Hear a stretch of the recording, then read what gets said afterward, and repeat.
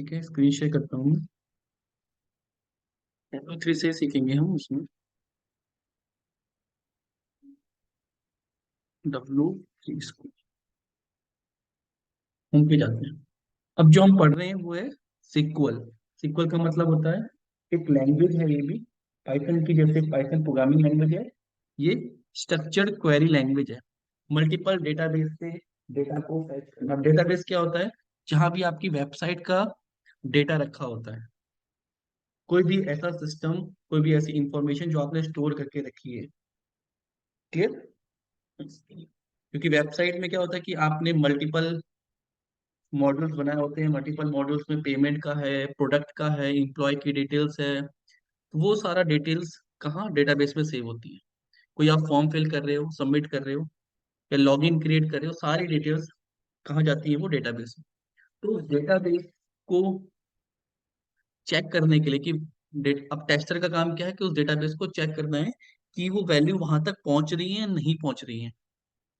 Clear? इसलिए आपको एक लैंग्वेज सीखनी पड़ती है, इसको बोलते हैं स्ट्रक्चर्ड क्वेरी लैंग्वेज, सिक्वल। जब आप इसको सेटअप करोगे तो आपको इस तरीके का एक प्रोजेक्ट दिखेगा। यहाँ पर हम अपना खुद का डेटाबेस क्रिएट कर सकते हैं। क्लियर है? तो सिक्वल सर्वर मैनेजमेंट स्टूडियो जैसे आप ऑन करोगे सॉफ्टवेयर को, ऑन हो जाएगा।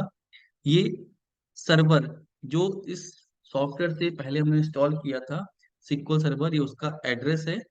विंडो ऑथेंटिकेशन की लैपटॉप में जो कॉन्फ़िगरेशन है उससे ही हमें कनेक्ट कर दो। तो ये उस सर्वर पे जो डेटाबेस रखा है उस पे क्रिएट कर दे। तो यहाँ पे हम अपना डेटाबेस पहले बना रहे हैं। डेटाबेस में जाएंगे, राइट क्लिक करेंगे, न्यू करेंगे। तो मैं यहाँ पे एक डेटा क्रिएट कर दे रहा हूँ, उसका नाम दे देता हूँ बैच 204 DB। तो ये हमारा डेटाबेस का नाम हो गया। अब इस डेटाबेस के अंदर मल्टीपल टेबल्स रखी होती है, जिनको हम जिसमें हम डेटा सेव करें। जैसे बाइक स्टोर है, डेटाबेस है, इसके अंदर देखो बना बना डेटा है, कंपनीज में ऐसा डेटा मिलेगा। टेबल्स बनी होंगी उसके अंदर। अब ये प्रोडक्शन की टेबल है, production dot brands, production dot category. तो यहाँ पे हम क्वेरी लिख सकते हैं, कोड लिखते हैं, जहाँ से हम डेटा फैच कर सकते हैं इन टेबल्स में से। क्लियर? यहाँ पे मैं कमांड लिख रहा हूँ, अभी मैं सिखाऊंगा। Select star from sales dot customer, execute करूंगा तो ये सारा डेटा जो स्टोर था वो आ गया। क्लियर? कंपनी में इस तरीके से डेटा सेव होता है। उस डेटा पे आपको देखना है कि वहाँ पे क्वेरी इंसर्ट हुई नहीं हुई, फ्रंट एंड से डेटा जो सेव किया वो यहाँ तक पहुंचा नहीं पहुंचा। क्लियर है? तो ये अलग डेटाबेस है हमने जो बनाया, हमारा बैच 204 DB है। तो इसमें कोई टेबल नहीं है, पहले हम खुद की टेबल क्रिएट करेंगे। हमने टेबल बनाई, टेबल्स में हम एक टेबल क्रिएट करेंगे, राइट क्लिक करेंगे, न्यू टेबल। डेटा हमेशा टेबुलर फॉर्म में रहता है यहाँ पे। जैसे उस टेबल में मुझे आईडी सेव करनी है। डेटा टाइप किस टाइप का रहेगा? वेर कैर, वेरिएबल और कैरेक्टर टाइप का। अलाउ करेगा नल, मैं चाहता हूँ आईडी को अलाउ ना कर। ठीक है? आईडी के बाद आपका डेटा मुझे रखना है, तो मैंने नेम रख लिया, नेम वेर कैर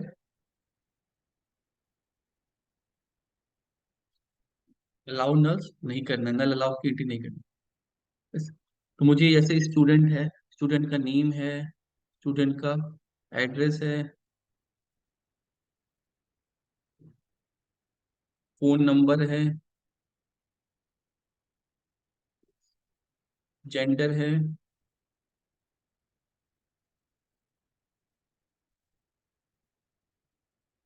ठीक है? और यहाँ पे कोर्स आईडी, जैसे कौन सा कोर्स लिया है, कोर्स आईडी दे रहे हैं। अभी कोर्स का नाम नहीं दे रहे, कोर्स की आईडी, ये बताऊंगा क्या है। क्लियर? तो ये टेबल बना दी, इसमें है स्टूडेंट डिटेल्स टेबल। अब इसमें ना काउंसलर भी हम डाल देते, काउंसलर की भी आईडी, कि आपके साथ कौन सा काउंसलर ऐड है। काउंसलर की आईडी वेर कैर, ये हमने डेटा सेव कर दिया, इसका नाम दे दिया स्टूडेंट टेबल ओके, तो ये डेटा सेव टेबल बन गई यहाँ पे। अब देखो यहाँ पे आप डेटाबेस को रिफ्रेश करोगे तो यहाँ पे सैंपल डेटाबेस है। नहीं, सैंपल नहीं, हमने बैच 204 बताया था। इस डेटाबेस के अंदर एक टेबल बन जाएगी, उस टेबल का नाम हो गया स्टूडेंट टेबल। अब इसको हम अगर सेलेक्ट करें टॉप 1000 रो, तो इसमें भी कोई डेटा नहीं है, तो सिर्फ कॉलम बन के आएगी, ये कॉलम्स बन के आ गए। क्लियर? हमें इसमें डेटा फिल करना है, अभी हम यूआई से ही कर रहे हैं। राइट क्लिक करके एडिट टॉप 200 में जाएंगे। क्लियर? यहाँ पे आईडी, एक नेम क्या है, for example Preeti, address Haryana, phone number, gender female, course ID समझो 1 है इसकी, काउंसलर कौन है, 1902 आईडी जिनकी वो काउंसलर है। दूसरा आईडी वीरेश, एड्रेस समझो गाजियाबाद, आईडी दे दी मेल, कोर्स आईडी इनकी भी 1 है, इनके जो काउंसलर है वो 902 वाले हैं। थ्री कृति, कृति हो गया, वीरेश हो गया, फॉर एग्जाम्पल दीपक, एड्रेस सोना रोड करके,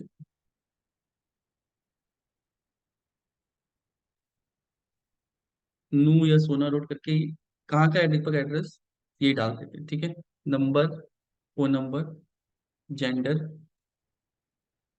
मेल, कोर्स आईडी 1, काउंसलर जो इनकी है वो है 901। 4 Veer, address Delhi, phone number, course जो ने लिया है वो 2 लिया है, काउंसलर कौन सी है इनकी 901। आईडी 5, नेम आरती, एड्रेस इनका भी Haryana, phone number random number, gender female, course इन्हें लिया है 3 वाला, इनकी काउंसलर कौन है 903। एक और आईडी, इसका नाम है Suman, address Delhi, phone number, gender female, course ID ने कोर्स लिया है 1, काउंसलर कौन है इनकी 903 वाली है। इस डेटा को सेव कर दिए, कंट्रोल एस दबा के ये डेटा में चला गया। अब इस टेबल में जो डेटा है हमने अभी खुद ही फैच किया है, अभी खुद ही लिखा है। ठीक है, तो ये डेटा हमने जो लिखा था वो यहाँ पे आ गया। लेकिन जब हमें चेक करना है, अभी ये डेटा तो क्या होगा, वेबसाइट के थ्रू आएगा, वेबसाइट से इसमें आएगा। तो डेटा को सिलेक्ट करने की सबसे पहली कमांड होती है, डेटा पे जाना है, यहाँ पे डेटाबेस में टेबल बैच इसके अंदर है। अब मल्टीपल टेबल्स बना सकते हैं उसके अंदर, अभी हमने सिर्फ एक टेबल बनाई है, एक टेबल जिसके अंदर हमने सिर्फ स्टूडेंट का डेटा रखा है। ऐसी एक और टेबल बना सकते हैं जिसके अंदर हम काउंसलर का डेटा रख सकते हैं। एक और टेबल क्रिएट कर लेते हैं, न्यू टेबल। ठीक है, उस टेबल की भी आईडी होगी, डेटा टाइप होगा, अलाउ नल्स से ब्लैंक एंट्री करनी है नहीं करनी है। इस आईडी में हम काउंसलर का डेटा रखेंगे तो उनका भी नेम,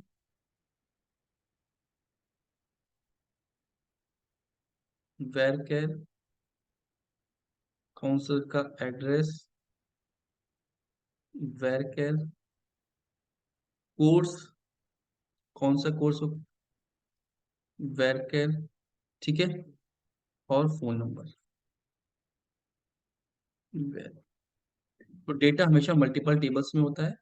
सेव कर दिया, काउंसलर टेबल, COUNSELS। तो ये एक टेबल और बन गई। इसके अंदर डेटा रखना है, पहले रिफ्रेश कर लेंगे डेटाबेस को। Batch 204 tables.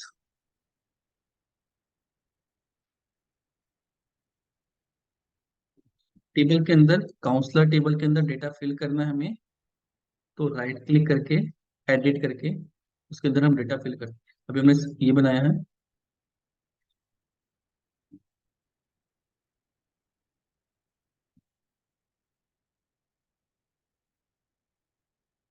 शुरू में आपको टाइम लगेगा सॉफ्टवेयर को समझने में, धीरे धीरे समझ में आ जाएगा, वीडियो आप देखोगे। एडिट टॉप 202, तो उसके अंदर हम डेटा फिट कर रहे हैं। तो काउंसलर की आईडी क्या थी? 901। नेम है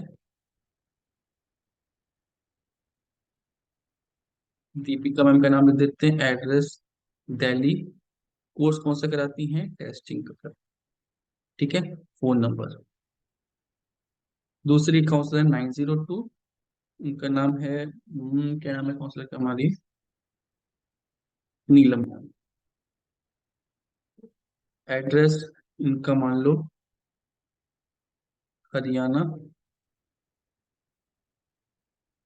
ये भी, ये डेटा साइंस कराती है। उनकी काउंसलर है 903। आरती मैम, दिल्ली। कोर्स कराती हैं ये डॉट नेट का, dot net development.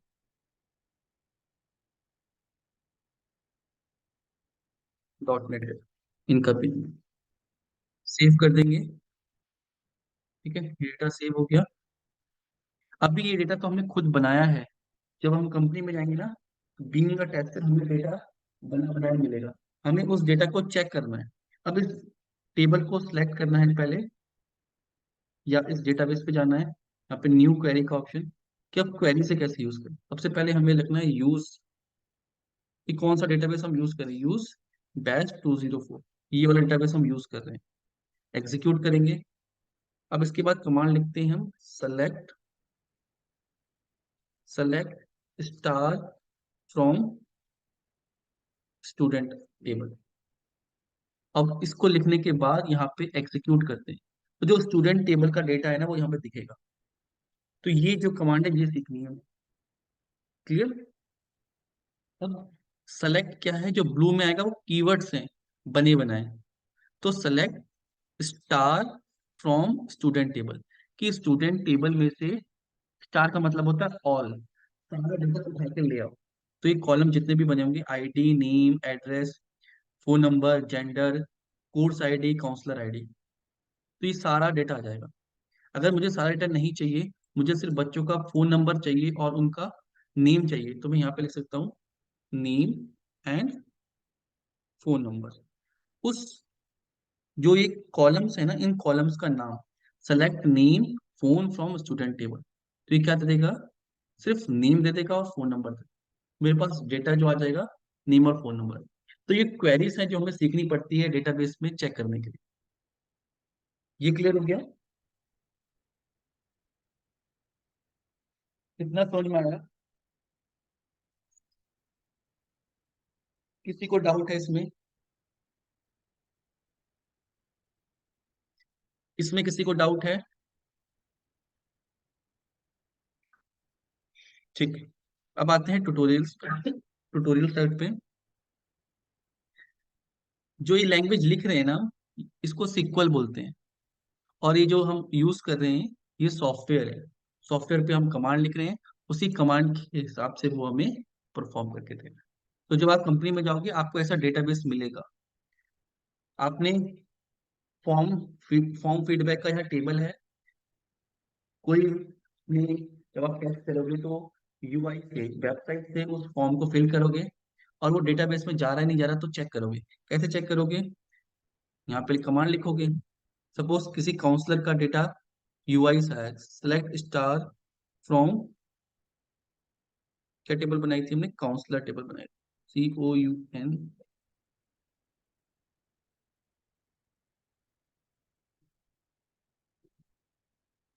Select star from, table का नाम देख लेते हैं हम यहाँ से, काउंसलर।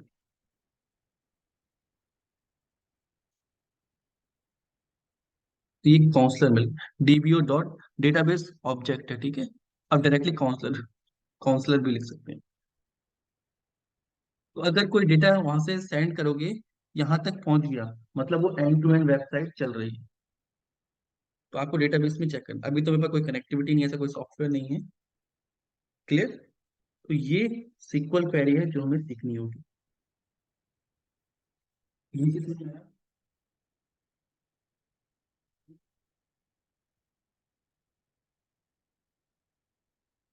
इसमें किसी को डाउट है? अभी कैसे लिखते हैं, इसका क्या मतलब है, एक टेबल से डेटा लिया है, मल्टीपल टेबल से डेटा कैसे लेते हैं, तो वो हम सीखेंगे। तो सीक्वल ट्यूटोरियल में हम एक लैंग्वेज सीखेंगे, एसक्यूएल, को सीक्वल बोलते हैं। ये क्या सिखाएगा हमें कि डेटा कैसे फेच किया जा सकता है, कैसे CRUD operation, create read update delete, data को कैसे क्रिएट कर सकते हैं, कैसे रीड कर सकते हैं, ठीक है।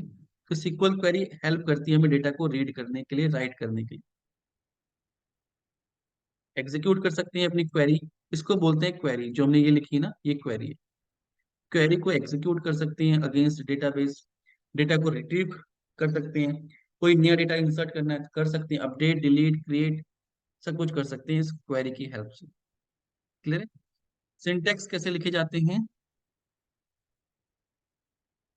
डेटाबेस टेबल, ये डेटाबेस, अब एक डेटाबेस के अंदर मल्टीपल टेबल हो सकती है।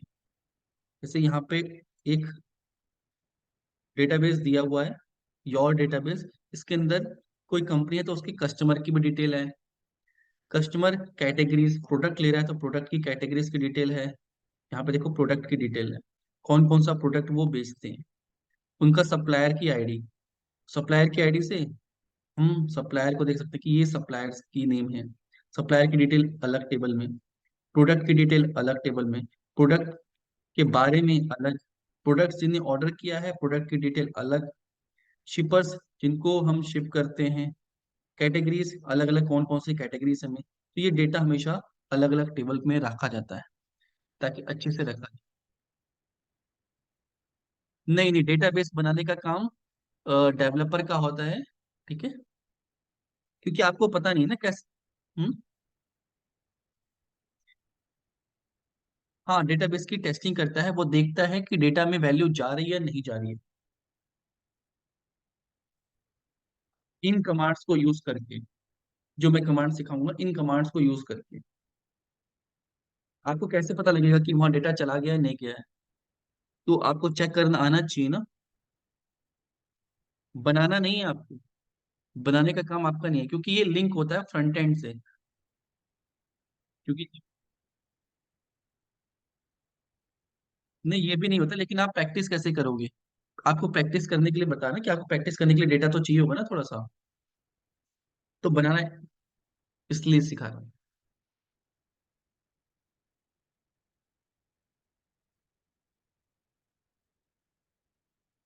बिल्कुल।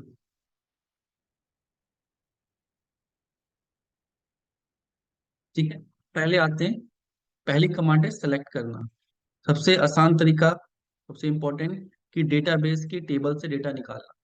तो कैसे निकालते हैं? सेलेक्ट स्टार फ्रॉम टेबल, पहले डेटाबेस को सिलेक्ट करो, यहाँ पे मल्टीपल डेटाबेस है, ठीक है।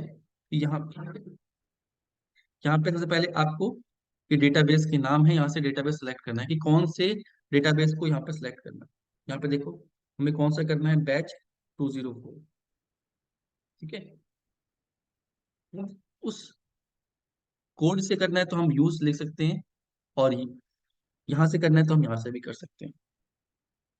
अब इसमें जो मल्टीपल टेबल्स हैं, से हमें पता लग जाएगा यहाँ पे क्लिक करने पे कि टेबल्स कौन कौन से, काउंसलर, स्टूडेंट टेबल।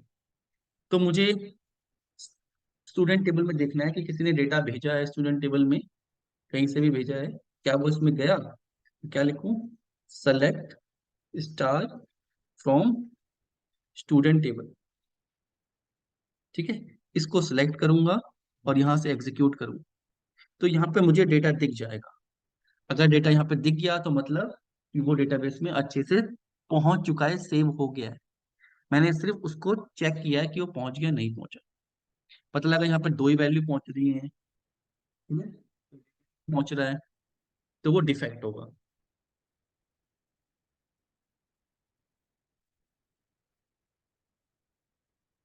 ये क्लियर है?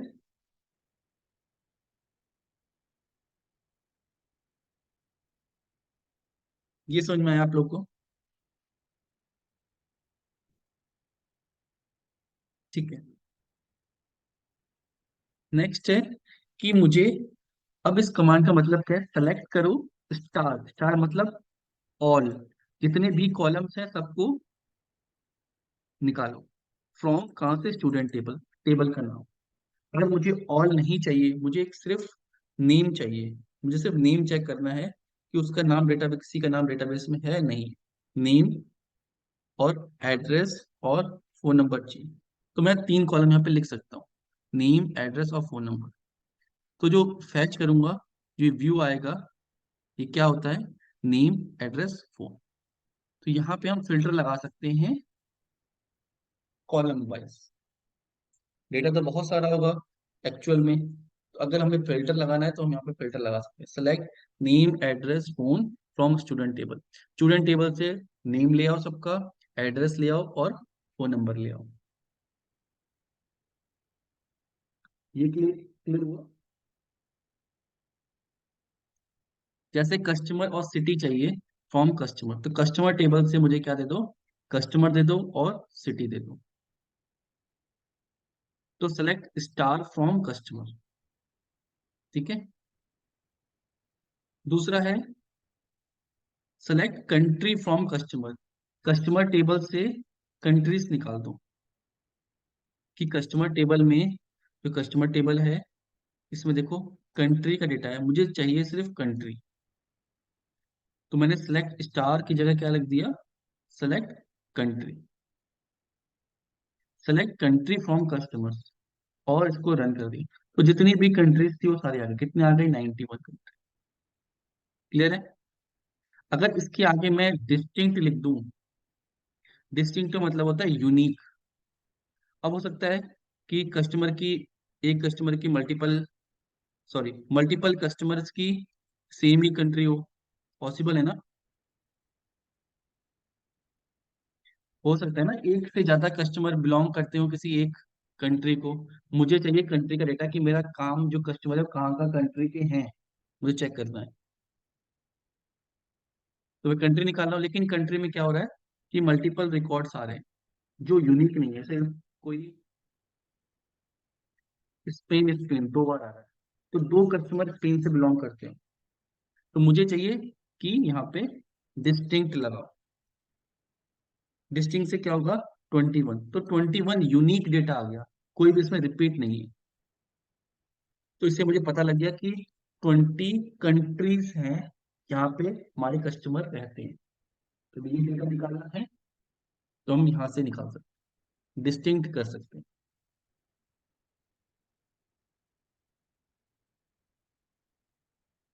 ये क्लियर है?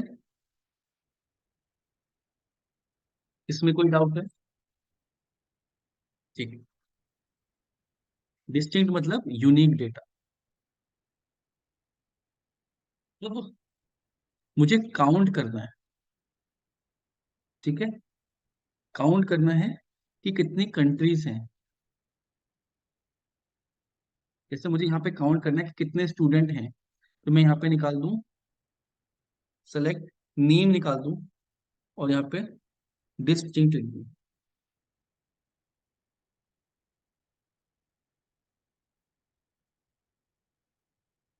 डिस्टिंक्ट नेम, अलग अलग नेम। अब नेम की जगह ना यहाँ पे आईडी रखना ज्यादा बेहतर है, क्योंकि नेम स्टूडेंट की आईडी है, कितनी लोगों की डिफरेंट डिफरेंट आईडी है, आईडी तो सबकी अलग अलग होगी, तो कितने, 6 आ रहा है। और मैं डायरेक्टली काउंट भी कर सकता हूँ, काउंट कर दो डिस्टिंक्ट आईडी। काउंट से क्या पता लग जाएगा कि कितने बच्चों ने एडमिशन करा रखा है, तो 6 बच्चे हैं जिन्होंने इनरोल कर रखा है। मैंने वहां से कंट्री से बहुत सारी कंट्री का डेटा भेजा, सारा डेटा पहुंचा नहीं पहुंचा, कितनी कंट्रीज का पहुंचा, तो हम यहाँ से कैलकुलेट कर सकते हैं।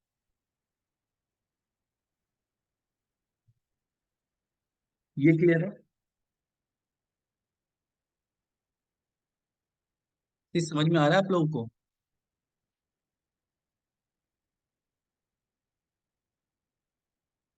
बाकियों को कृति, सुमन, नेहा, वीरेश, कौन कौन।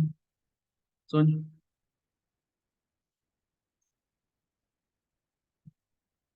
हाँ, बिल्कुल अभी सिखाऊंगा मैं। ठीक है। हम सारी सारी कर सीखेंगे। फैच करने वाली सारी कर डिस्टिंक्ट लिखता हूँ। अब वेयर। वेयर क्या कहता है कि मुझे, सपोज करो, यहाँ पे मैंने लिखा है select star from student table. Student table में बहुत सारा डेटा है। मुझे किसी पार्टिकुलर की वेयर, किसी एक पार्टिकुलर का चाहिए आईडी, जिसकी 5 है उसका डेटा चाहिए। क्लियर है। इसका डेटा चाहिए और स्टार मतलब सारे कॉलम चाहिए, तो जिसकी आईडी 5 होगी ना, आरती की है, तो आरती का पूरा डेटा आ जाएगा मेरे पास। कि मुझे देखना है यार, बच्चे ने एडमिशन कराया था उसका क्या स्टेटस है। क्लियर। अगर हमने वहां से कोई नया फीडबैक फॉर्म भरा है, हमें पता है उसकी आईडी 92 थी, तो 92 वाला डेटा गया नहीं गया, तो यहाँ से हम चेक कर सकते हैं। नेम भी दे सकते हैं, आईडी इसलिए दी ना, आईडी यूनिक होती है, नेम हो सकता है दो हो जाते हैं। तो अगर दो हो जाते, सपोज इस टेबल में हम एडिट करके एक और नेम लिखते हैं। आईडी तो देखो सबकी 7 कर दी मैंने। यहाँ पे एक और नेम डुप्लीकेट कर दिया क्या, सुमन दो हैं। सपोज करो एक दिल्ली में है, एक गुड़गांव की, हो सकता है दो बच्चे एक सेम नाम के होते हैं। फीमेल, इनकी काउंसलर, इनने कोर्स लिया है वो तीसरा है, और जो काउंसलर वो अलग है। ठीक है, ये सेव कर दिया। अब आईडी हमने क्या लिया था 7, और नाम यहाँ पे नेम सर्च किया, नेम इज इक्वल टू सुमन। जब हम स्ट्रिंग लेते हैं तो सिंगल कोट लगाते हैं, स्ट्रिंग नहीं लेते हैं इंटीजर लेते हैं। तो सुमन देखो दो डेटा आ गया मेरे पास। क्लियर। लेकिन मुझे तो चाहिए था किसका, जिसकी आईडी 6 है। तो मैं ये आईडी से लगाऊंगा जो यूनिक है। Where ID is equal to 6, तो सिर्फ एक ही डेटा आएगा। क्लियर है। इसमें कोई डाउट है।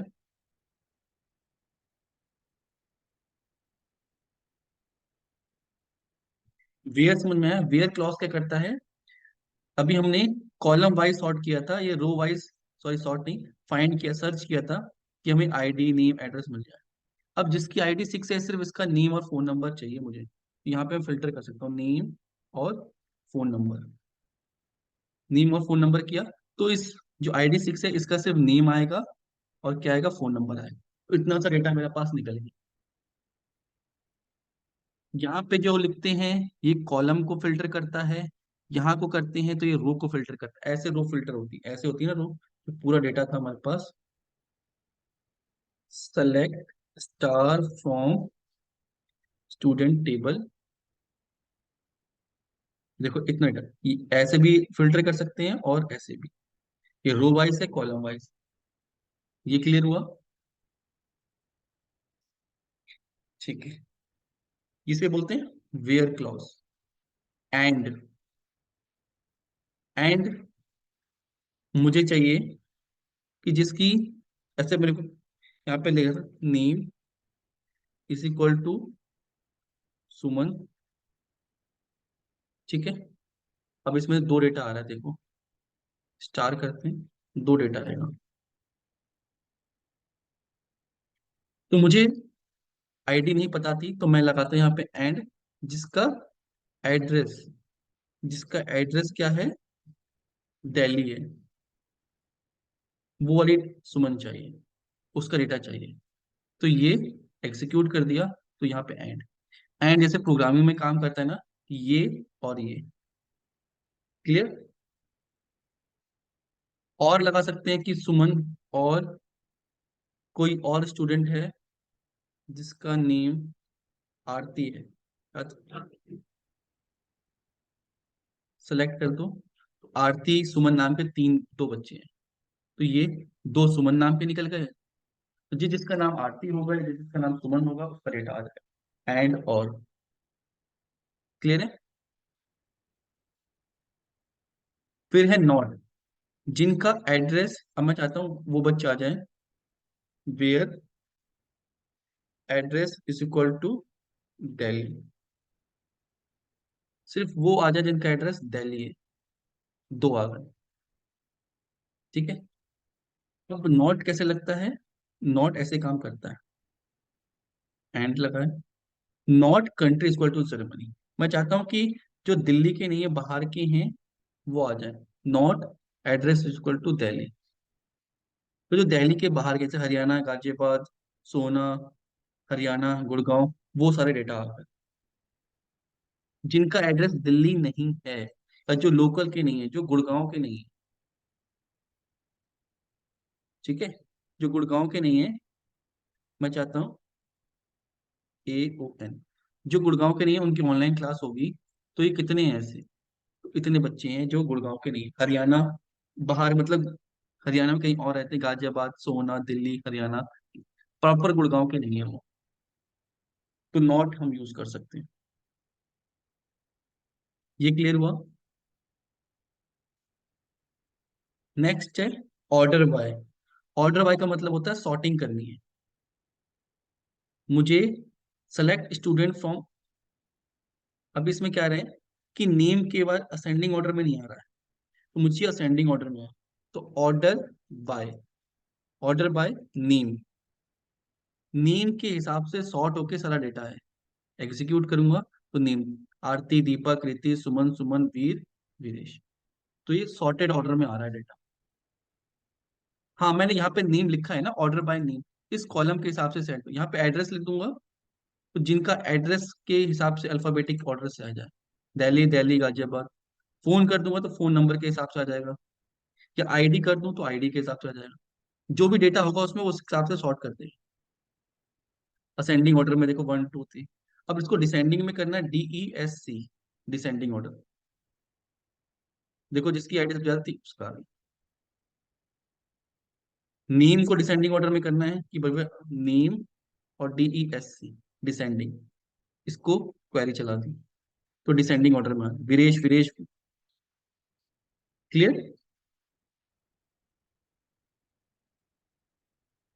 हाँ, क्वेरी हमेशा सेलेक्ट करके चले, इसको सिलेक्ट करो, एग्जीक्यूट करो। बहुत सारी लिखी हैं, जो भी एग्जीक्यूट करोगे वो चलेंगी। शॉर्टकट कंट्रोल ऑल करके सब चला दोगे ना, सारी चल जाएंगी। यहाँ पर देखो 1 2 3 4, क्लियर है? 1 2 3, तीनों चल गई। तो जो आपको चलानी है, पार्टिकुलर चलानी है, उसको सिलेक्ट करो, एग्जीक्यूट करो। ये चीज समझ में आई?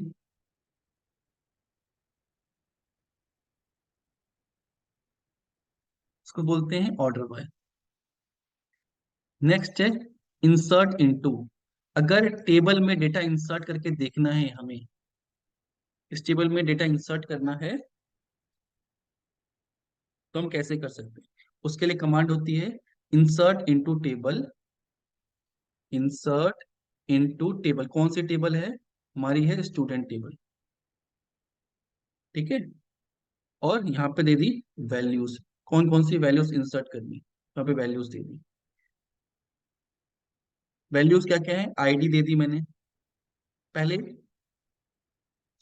दो तरीके होते हैं, या डायरेक्टली आपको अगर सारी वैल्यूज देनी है तो आप यहाँ पे कॉमा कॉमा करके दे सकते हैं। जैसे आईडी मैंने दे दी 8 दे दी, कॉमा, नेम दे दिया सपोज राहुल, कॉमा, एड्रेस दे दिया पंजाब। ठीक है। फोन नंबर, नंबर्स हम बिगर कोट्स के दे सकते हैं, पाइथन की तरह ही होता है। Gender male, comma, course ID मान लो 3 है इसकी, काउंसलर कौन है 901। ठीक है। ये क्वेरी चलाई, एग्जीक्यूट की, 1 रो इफेक्टेड, मतलब क्वेरी चल गई। अब मुझे सिलेक्ट करना है, select star from student table. तो क्या वो डेटा गया उसके अंदर? तो देखो ये राहुल की एंट्री हो गई यहाँ। अगर मेरे पास, अगर मुझे सारा डेटा देना है तो मुझे इस तरीके से मैं दे सकता हूँ। अगर मुझे सिर्फ नेम, आईडी और एड्रेस पता है उसका भी, phone number, gender, course ID और कोर्स नहीं पता है तो मैं यहाँ पे कस्टमाइज करके दे सकता हूँ, इंसर्ट इनटू स्टूडेंट टेबल। ठीक है। कॉमन कौन कौन से देनी है मुझे, नेम देना है, ठीक है, मुझे फोन नंबर देना है, और मुझे एड्रेस देना है। वैल्यूज, नेम दे दूं मैं क्या, कोई नया बच्चा को मान लो आकाश, कॉमा, आकाश का फोन नंबर, कॉमा, और क्या है, एड्रेस। एड्रेस डबल कोट्स में जाएगा, फॉर एग्जांपल दिल्ली। तो मैं यहाँ पे 3 नेम देना चाहूँ तो वो भी कर सकता हूँ, लेकिन यहाँ पे मुझे बताना पड़ेगा यहाँ पे क्यों एरर दे रहा है ये। नेम,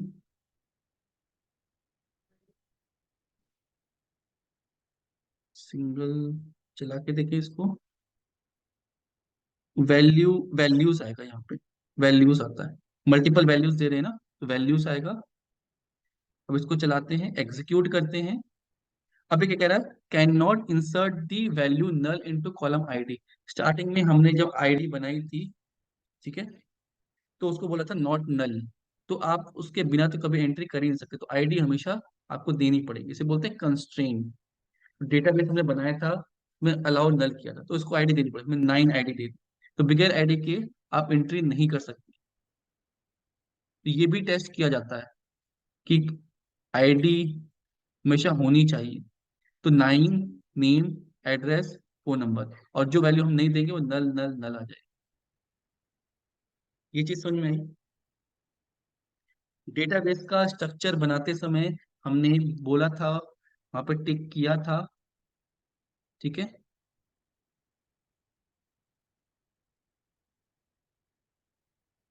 इसकी स्क्रिप्ट को ओपन करेंगे, स्क्रिप्ट क्रिएट टू,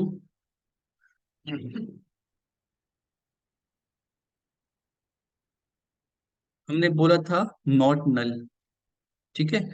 क्या आईडी, नेम और एड्रेस, आईडी और नेम नॉट नल होना चाहिए, कभी भी आईडी नल और नेम नल नहीं होगा, इसके बिना एंट्री नहीं होगी। बाकी चीजें नहीं हो चल जाएगा, लेकिन आईडी और नेम के बिना तो कभी एंट्री होगी ही नहीं। तो ये भी आपको चेक करना पड़ सकता है डेटाबेस में कि क्या डेटाबेस ऐसा बना रखा है उसने कि हम डेटाबेस की टेस्टिंग कर रहे हैं, कहीं बिना आईडी की एंट्री तो नहीं हो रही है। तो वो आप एंट्री करा के देखोगे तब आपको पता लगेगा कि नॉट नल बनाया है नहीं बनाया। क्लियर।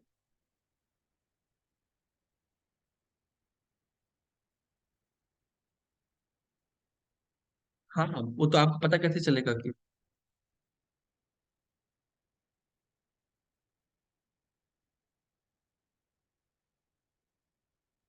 ये क्लियर हुआ। ठीक है, आज इतना ही रखते हैं, ठीक है। इसको बनाइएगा, ये क्वेरीज चलाइएगा, इन पे प्रैक्टिस करिएगा, फिर आगे बढ़ेंगे। क्लियर है। इसमें हमें यहाँ तक सीखना है, हैविंग तक।